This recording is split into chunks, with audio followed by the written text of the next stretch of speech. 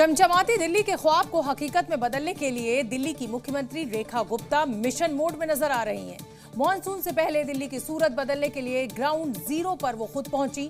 साथ में मंत्री परवेश वर्मा भी कदम से कदम मिलाकर चल रहे हैं। बीजेपी सरकार का टारगेट है कि अब की बार राजधानी दिल्ली को पानी पानी नहीं होने दिया जाएगा। ऐसे में जितने भी नाले और सीवेज सिस्टम है उसे दुरुस्त करने के लिए तकनीक का प्रयोग किया जाएगा।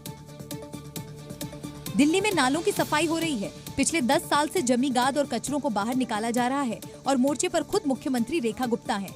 ये सब इसलिए हो रहा है क्योंकि अब की बार मानसून दिल्ली के लिए सबसे बड़ी चुनौती है। दिल्ली में जलभराव की वजह से आम आदमी पार्टी की सत्ता चली गई है, जिसे दूर करने के भरोसों पर सरकार बनाने वाली बीजेपी एक भी मौका गंवाने को तैयार नहीं। अगर पिछले कुछ सालों में मानसून के वक्त की तस्वीर देखें तो दिल्ली जरा सी बारिश के बाद पानी पानी हो जाती थी, जिससे छुटकारा पाने के लिए रेखा सरकार मिशन मोड में है। रेखा गुप्ता अपने मंत्रियों के साथ ग्राउंड जीरो पर है और तमाम नालों का निरीक्षण कर रही है।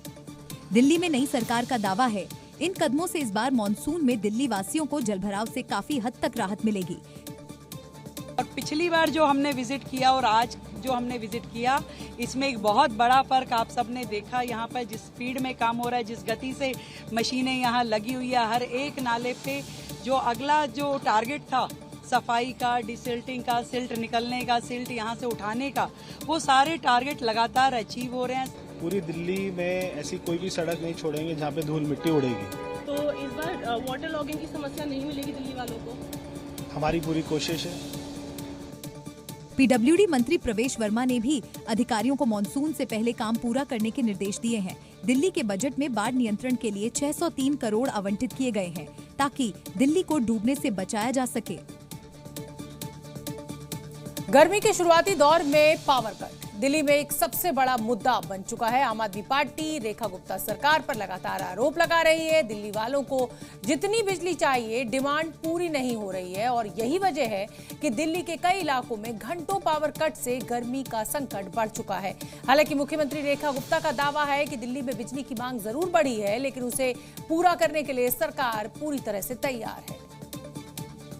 अंधकार में डूबी दिल्ली की ये वही तस्वीर है जिसे अरविंद केजरीवाल ने अपने सोशल मीडिया हैंडल से जारी किया है।